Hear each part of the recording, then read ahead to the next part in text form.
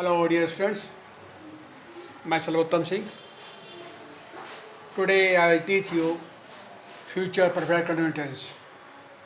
Suppose you are chasing me very clearly and you are going on your study well. Okay, today I will teach you future perfect continuous tense. Type है interrogative, negative यानी प्रश्नवाचक नकारात्मक वाक्य. Okay, इस तरह के वाक्यों की व्याख्या है. इन वाक्यों में एक दूसरे से प्रश्न पूछे के साथ साथ नॉट नहीं का प्रयोग भी किया जाता है. प्रश्न पूछे जाते हैं, साथ साथ में बीच में नहीं का प्रयोग भी किया जाता है. जैसे जब प्रश्न बीच में किया गया हो, जैसे उदाहरण है, तुम शाम से खाना क्यों नहीं पका रही होगी. ओके, आप देख रहे हैं इसमें प्रश्न जो है बीच में आया हुआ है, साथ में नहीं का प्रयोग भी है. ठीक है, तो इसकी इस तरह से ट्रांसलेशन बनेगी, why will you not have been cooking food for evening. Okay, next है, जब प्रश्न आरंभ किया गया हो, वाक्य के सबसे पहले किया गया हो प्रश्न, जैसे क्या. ठीक, ओके. उदाहरण है, क्या मैं कानपुर में 3 साल से नहीं रह रहा हूँगा. तो यहाँ देखा आपने, जब प्रश्न बीच में होता है तो प्रश्न शब्द पहले लगाया जाता है. इसमें प्रश्न जुआ शब्द नहीं है, प्रश्न पहले किया गया क्या, तो प्रश्न शब्द का मानने नहीं उठता है. सिर्फ जो है ये सहायक क्रिया है, ये सेल या विल को पहले या वाक्य पहले रख देते हैं. ठीक है, तो इसको हम कर्ता के अनुसार विल अथवा सेल रखेंगे. चूँकि कर्ता फर्स्ट पर्सन आई वी है, इसलिए सेल का प्रयोग करते हैं, और सेकंड पर्सन थर्ड पर्सन कर्ता के साथ में हम विल का प्रयोग करते हैं. तो यहाँ हम सेल से शुरू करते हैं वाक्य को. देखिए, shall I not have been living in Kanpur for 3 years.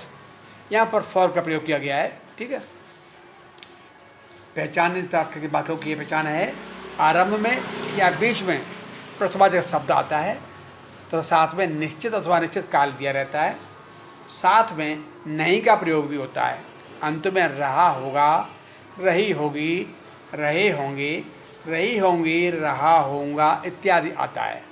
अंत में प्रश्नवाचक चिन्ह. ठीक है, ये प्रश्नवाचक चिन्ह भी लगा रहता है. नोट है, बीच में प्रश्नवाचक शब्द होने पर, जब प्रश्नवाचक शब्द बीच में आए तो वाक्य कैसे बनेंगे, पहले उसकी अंग्रेजी, फिर विल या सेल, फिर कर्ता सब्जेक्ट, फिर नॉट लगा करके आगे उसके पहले उसकी अंग्रेजी, फिर विल या सेल, फिर कर्ता सब्जेक्ट, धन नॉट लगा करके आगे हैव बीन का प्रयोग और क्रिया वर्ब आईएनजी तथा कर्म ऑब्जेक्ट फिर निश्चित समय के लिए अगर है तो सिंस, अनिश्चित समय है तो फॉर फिर रख करके समय रखते हैं, और अंत में प्रश्नवाचक चिन्ह लगाते हैं. ठीक है, अगले है, आरंभ में प्रश्न होने पर तो क्या करेंगे, सबसे पहले हम विल या सेल में कोई से एक शब्द रखेंगे, फिर कर्ता सब्जेक्ट, फिर नॉट हैव बीन रख करके क्रिया के अंत में आईएनजी लगा करके कर्म ऑब्जेक्ट रखते हैं, फिर निश्चित समय के लिए सिंस, अनिश्चित समय के लिए फॉर का प्रयोग करते हैं, जोड़ते हैं, फिर समय जो टाइम दिया रहता है उसको रख करके अंत में प्रश्नवाचक चिन्ह लगा देते हैं. ठीक है, इसका रूल है, देखिए, प्रश्नवाचक शब्द जब प्रश्न बीच में हो, यदि नहीं है तो पहले विल या shall plus subject plus not plus have been plus verb ING plus object यानी कर्म, फिर सिंस या फॉर में से कोई सी एक, फिर टाइम एक्सेट्रा इत्यादि remaining portion of the sentence यहाँ पर रख करके अंत में प्रश्नवाचक चिन्ह लगा देते हैं. ओके, यहाँ कुछ उदाहरण देखें. I am putting you some examples for you, समझे, for your clearance. Look here. पहला है, वह 15 अगस्त 2030 से क्रिकेट क्यों नहीं खेल रहा होगा. तो इसमें देख रहे हैं आप, क्यों नहीं शब्द बीच में आया हुआ है. ठीक है, इसलिए इस प्रश्नवाचक शब्द की अंग्रेजी पहले लगाएंगे, वाई. ठीक है, और कर्ता चूँकि वह थर्ड पर्सन है इसलिए विल प्रयोग किया. Why will he not have been playing cricket since 15th of August. 2030।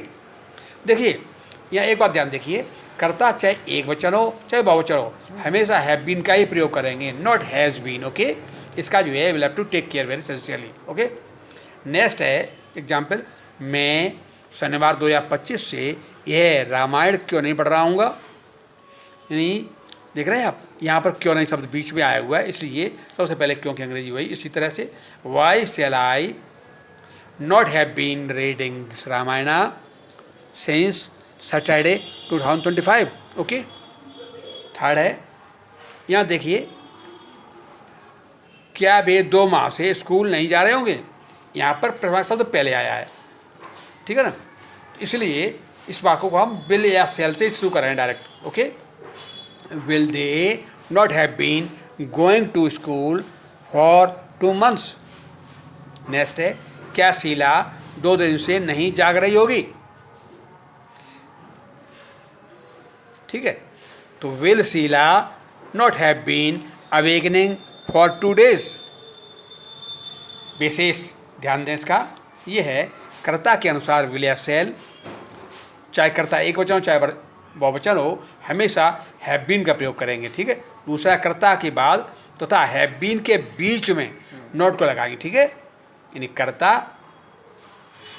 उसके बाद फिर नॉट, तब हैव बीन लगाएंगे। ठीक है, चाहे कर्ता एक वचन हो चाहे बहुवचन हो। ठीक है, तीसरा है सिंस के लिए, जो निश्चित समय होता है उसके लिए सिंस, और अनिश्चित समय के लिए होता है वो फॉर प्रयोग करेंगे। ठीक है, आने वाला कल चूक भविष्य बोधक है, इसलिए इसके लिए जो सिंस या फॉर के बाद हम समय अवश्य लगाएंगे, इसका आप ध्यान रखें। ठीक है, अंत में प्रश्नार्थक चिन्ह ये अवश्य लगा करके हम वाक्य को खत्म करते हैं। Okay, thank you very much, I will teach you on by next lecture. Thank you very much.